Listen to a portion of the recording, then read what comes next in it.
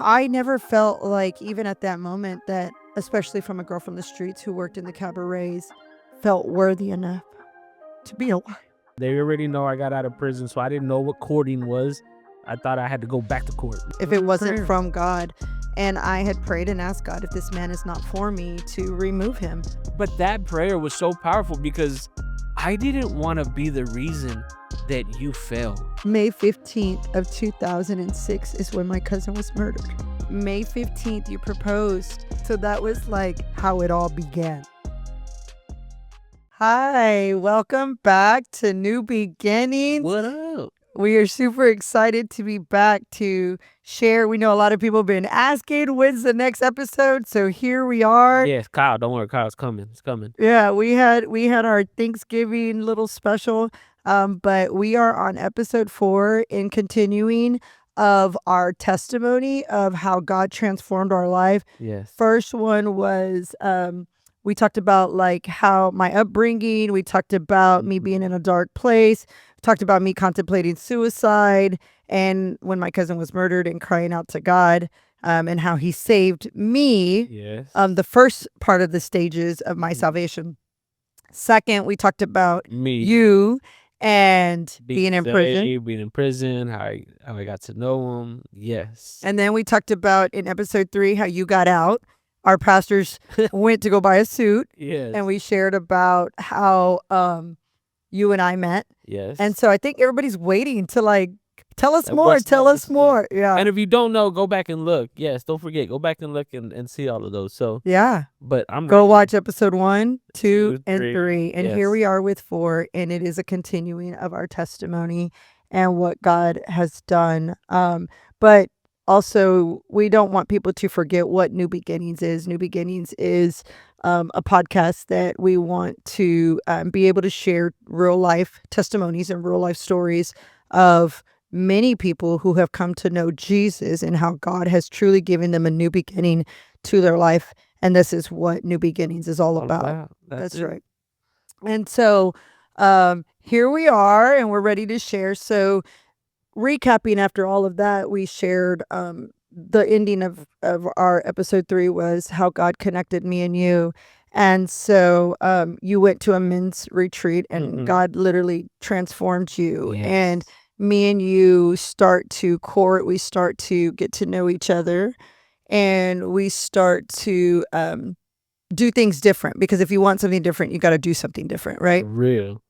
And so we were learning how to be celibate, and we were learning how to continue as a woman and a man, learning how to do this Christian dating without sleeping with each other and without being intimate, without doing any of that. So we didn't kiss, we didn't hold hands. That's why I called you my mentor. That's why I always say I'm your first disciple, because I didn't know how to do all that. They already know I got out of prison, so I didn't know what courting was. I thought I had to go back to court. No, you were showing me what courting was, and it was about trusting and not being intimate. So I was like, cool, sign me up, because I remember Bishop saying, if you want something different, you got to do something different. And this was completely different.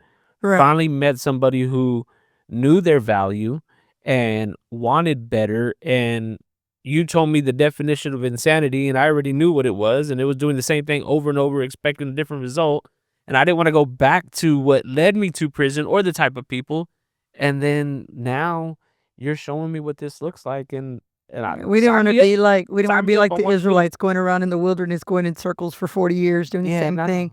And I think that's something that a lot of people don't know. And for us to be able to really share that, we really prayed and we asked God before even like dating, or even should we continue this relationship if it wasn't from God. And I had prayed and asked God, if this man is not for me, to remove him. Because if you recall, in episode 1, I shared how I was in a long-term relationship with one of my older sons, his father, who was facing 2 life sentences in the federal penitentiary. Tell them about that. And the feds kicked in our door, and I told them I lost everything. And then I come to know Jesus, and in 2006, my cousin's murdered. And for 1 year, I stayed at the cemetery, drank, did drugs, and my life spiraled out of control. And that's when I cried out to God. And I met my pastors, and I met them at a backyard barbecue, and I started going to church, and I worked on me. And I went to a women's retreat, and that's when they told me that God would give me a second chance. And that's when I gave my life completely, wholeheartedly to God, where I didn't, I realized that I had made man my God. I had made my son's father my God. I gave him my time, I gave him my talent, and I gave him my treasure. And I would drive from Austin all the way to Florida alone with my 2 boys, so that, that's what I thought that, that was a person I thought I was gonna be with. And, all of that to say that, when I meet you, I was in that transitional state of not really knowing if I was gonna be with him, or if I knew that, you were the man that God had sent into my life. And then, of course, when we do meet, you tell me that you're still out in the streets and you're doing these things, and I'm like, "Yeah, this man is definitely not from God," because that's not what I was looking for. I was looking for a church guy. Yeah, that was your story. I was looking for a your church guy who knew how to read his Bible, who was following Jesus, and I thought that's what it was about. But when I truly prayed and asked God if you were for me or not, that if you weren't, for God to remove you. And so, I remember my pastor, after you went to your men's retreat, I remember my pastor telling you to give him 1 year of your life, Yes. and that you would look back and it would not be the same. Yes. And so you gave your life, and you gave the church and your relationship with God My relationship, yeah. 1 full year. Yeah. And what did that mean, like, giving 1 full year of your life? Well, he told me because when I had went up there as a first time visitor to the church, and he just, you know, hey, I remember you, and I was like, yeah, I'm here, and he goes, I want you to do me one thing, give me 1 year of your life, and I'm like, okay. He goes, if I don't ask you to sin, just do it. He Right, goes, like son, Nike. have you ever been locked up before? And I'm like, yo, are you trying to get my resume already? It's like, have you ever been locked up before? And I said, yes, sir, I have. He goes, have you ever cheated on a woman? I'm like, yeah. He goes, have you ever lied? And I said, yes. He goes, okay, you've done all of those things. Now try this. Give me 1 year of your life. He goes, if I ask you to go to this men's group, go to men's group. If I ask you to come to church, come to church. Yeah. If the doors are open, show up, son. And I'm like, okay. He goes, and if you give me 1 year, and if you don't like it, you'll never have to come back. And I was like, okay, I'll do it. But I wanted this change, and you were a big part of that. Like, that's probably one of the best prayers still to this day is what you prayed. And it was the scariest. I really didn't like you that day when you prayed it. You were like, Lord, if this man's not for me, remove him. I'm like, hold on, Jesus. Like, I ain't even got to meet her yet. Like, we ain't even know each other like that.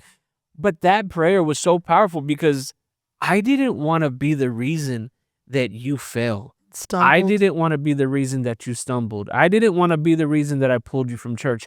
I didn't want to be the reason that you slept with me after being celibate for 3 years. Like, I didn't want to be that, and that is truly when I knew something was changing because and then I prayed it. I said, God, if this woman's not for me, I don't want to be the stumbling block in her life because of everything that you already had given me. Like, man, this new Something life that you were different. showing me was way greater than my best day in the world.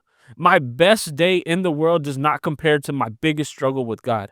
I will do my biggest struggle with God 10 times over blind. As long as I know that he's there and you're cheering, God, that felt so much better than whatever the world would have given me. You So, know so what go I ahead. Go think? ahead. You know Go. what I think is crazy is that you, in that time that Bishop asked you to give 1 year, I remember that at that time, I remember telling my son's father when he called, he said, he's like, "Are you ready?" Like, this was like the dates of him getting released from prison was February 26th of 2010, and March 27th, I meet you.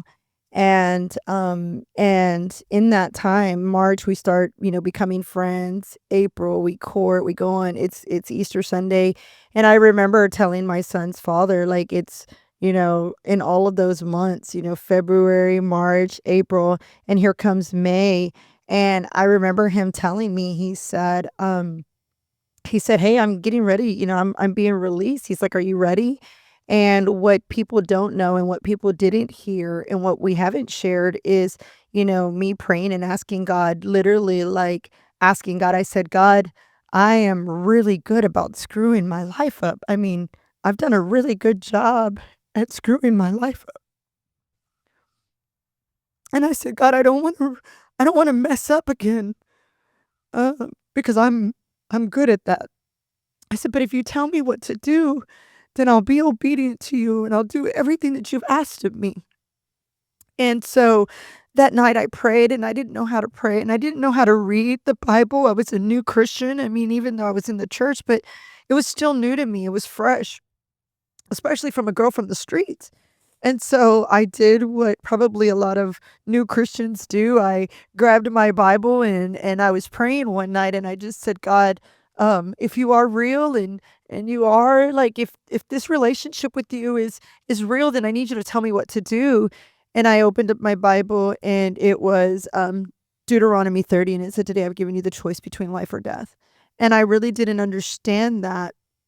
And so, that morning I was driving to church and I mean, I was driving to work and I was gonna call my pastor. It was a Wednesday, and I was gonna call my pastor and tell him, like, I really don't think this church thing is real. I don't think that, and I was having to make the decision that was I gonna go and leave with my son's father because he was going to be released and we were gonna start our life somewhere else and we were gonna start our life somewheres away from Austin and we were gonna move away from friends and we were gonna move away from family and I was gonna have to leave my church. And if you don't know, we are part of Austin Powerhouse. That's our home church. We are in Austin, Texas. What's up? We're there on Sundays at 3:00 p.m. So if you're looking up for a place to come worship or fellowship or even get to see us, Come join us. come join us.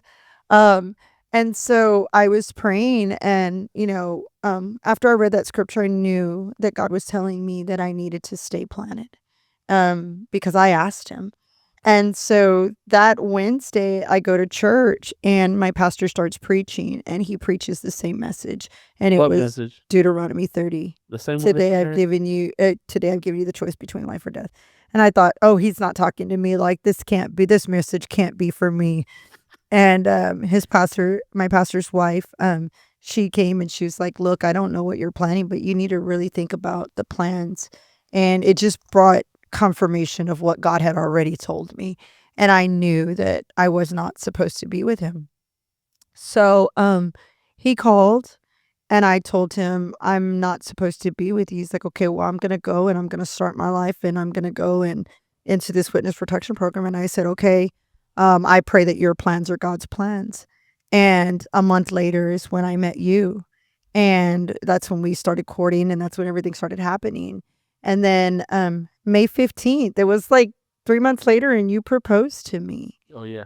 May 15th, you proposed. And I never felt like, even at that moment, that, especially from a girl from the streets who worked in the cabarets, felt worthy enough to be a wife.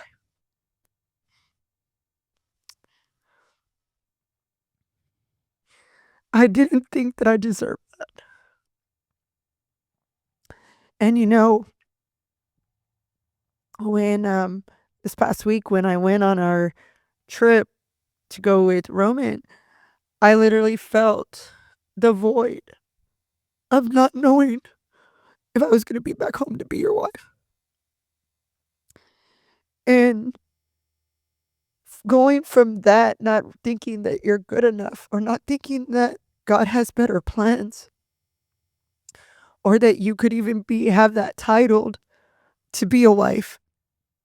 I didn't think that I was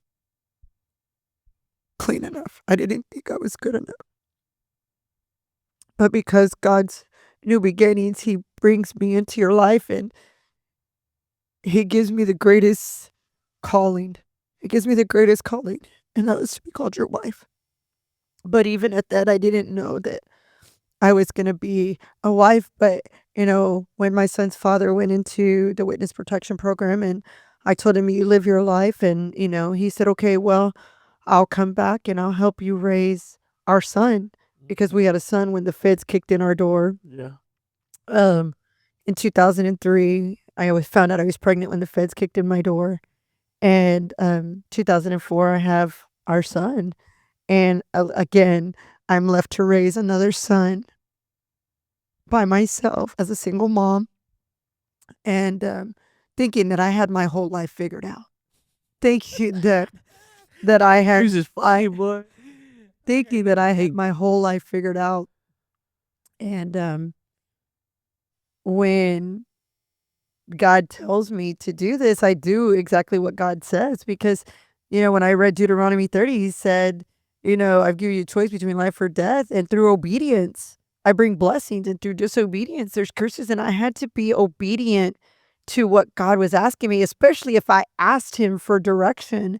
And so I think that even people, because our podcast is not just for the Christian people, but this is for even unsaved and anybody who listens, that we did not know how to do any of this. Like, we were two lost souls, one from prison, a girl from the streets.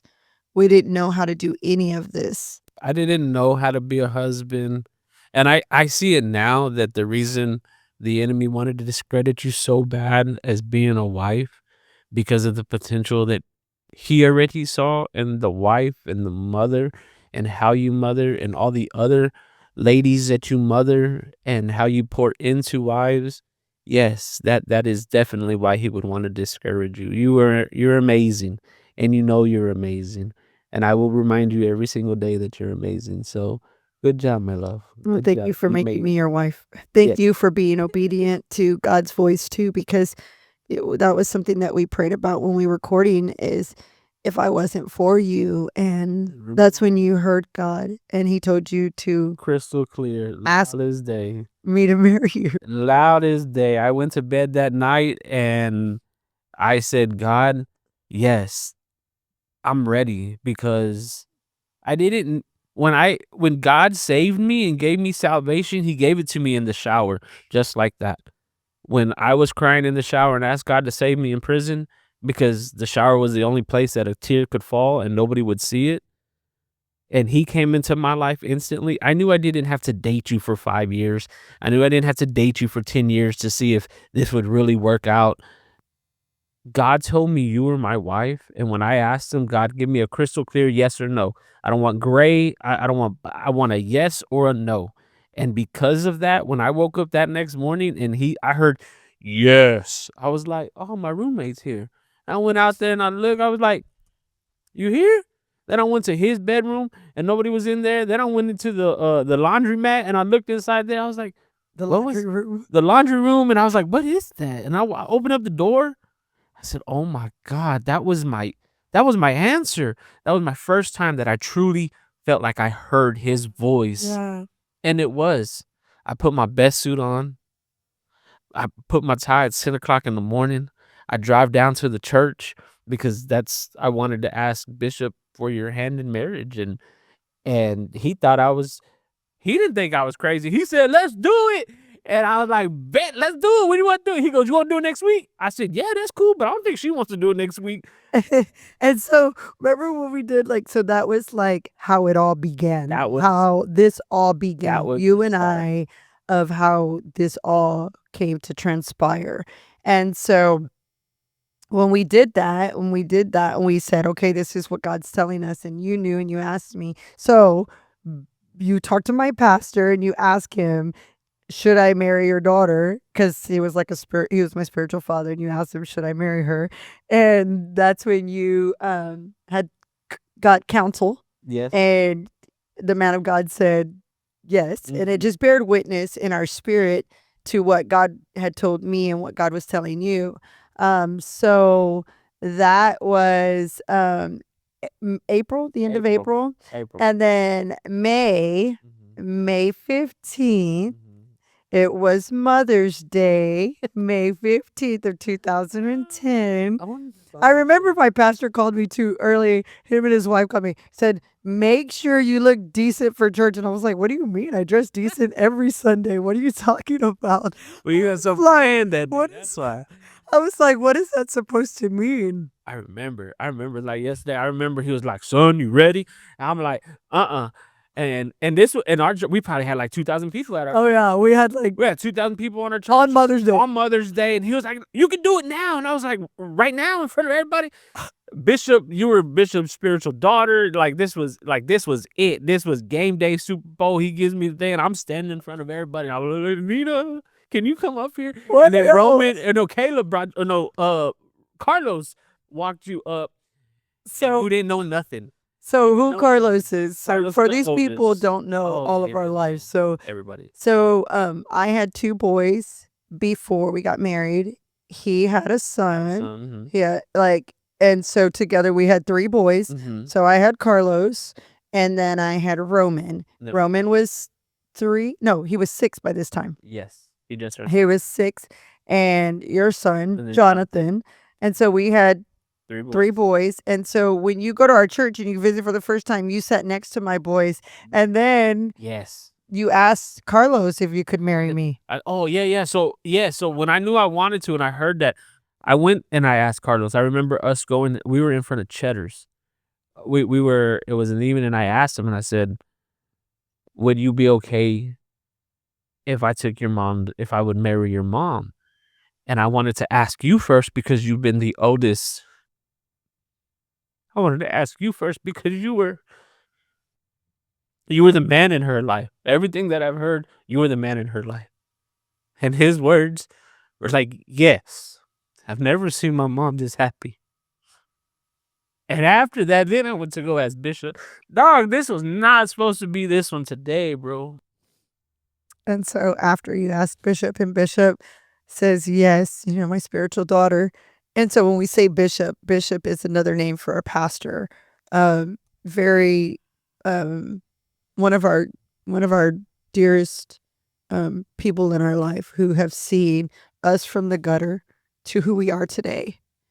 And so he blessed you. He blessed. And so here it is. It's Mother's Day, and you propose. And what you didn't know, and what the world doesn't know, is that that day was a very significant day for me, because May 15th of 2006 is when my cousin was murdered in Dallas, Texas. And what I didn't know then, I know today, is had that not happened, I would not be who I am today, because the Bible says that greater love hath no man, that he laid down his life for his friends. And I feel like because me and my cousin were so close, that I had so many questions about death and wanting to know who God was. And I wanted to know what happens when people leave this world, like when they die, and there's a place called eternity, because the Bible says that it's an appointed time for man to die, but then comes judgment, that every man is going to stand before the Lord. And when I saw that, or when I heard that, I was like, I wanted to know what happens. And, that was a very traumatic time in my life. And his death is what gave me salvation, because I became so lost, and I wanted to know what happens. And I wanted to know that if, when I met my pastors at that backyard barbecue, he asked me, if you were to die in the next 30 minutes, do you know where you would spend eternity? And that thought scared me. That thought scared me because I had 2 boys, and I wanted to know that if I left, who was going to take care of them? Where would they go? What would happen to them? Because their dads were absent in their life. And so that's when I got curious. But, what you didn't know was when you proposed to me on May 15th of 2010 was the day that my cousin was murdered. And so it was a very significant day already that you didn't know. And I was like, wow, the day that, it was always, And then what? it was always that day for me, because it was a reminder, but it was also a happy day, because it was also a reminder that, what was not a great day was actually a blessed day, was a blessed day that you proposed. Yeah. And so that was a good thing. Tell him what was his middle name? What was the next thing? Oh yeah, so my cousin's name was Silverio Yeah. Estrada, and My his middle name is Severino. Yeah. So like I the feel like spelling I of feel like my cousin was tapping God on the shoulder and said, "Hey, send this man to my cousin." But I never knew your cousin, and I've heard about him and I've seen pictures, but I owe him, babe. well, maybe when you get to heaven, you can tell him thank you. But No. Hold on. oh gosh, No, Okay. okay, wait. We gotta wait for the next episode on this one okay. because that was good. But you gotta wait for the next episode because now the next part is that's your part, girl. That's what you That's say, my girl. part, Hold on, okay, yeah, okay. yeah. All right. We'll wait on the next episode for that one, okay? So they're gonna be mad again. But anyway, we have Yeah, decided that's- that we never want to end a podcast or a recording without giving you the opportunity to get to know Jesus. And if that is you and you are wanting to know this God that we talk about or the new beginning that he can give you, Yes. all you have to do is comment on one of our YouTube channels or one of our episodes, and we would love to connect with you and Absolutely. give you that opportunity. Or you can just reach your hand to the screen right now and just say, Lord, I want to make you my Lord and my Savior. I want to know that God that she's talking about. And all you have to do is say a simple prayer and he will enter. Just ask him to come into your life and give you that new beginning that we're talking about. Oh, that's beautiful. I love it. Yes. Well, thank you. Thank you. And we love you. We love y'all. Please don't forget, this isn't the last one, but don't forget to like, follow, and share after you do this one and hit that subscribe button on the bottom. All right. We'll So see your y'all next- notifications on. Oh, turn notifications on. My bad. Turn All right, notifications all on. right. We love y'all. We'll see y'all later.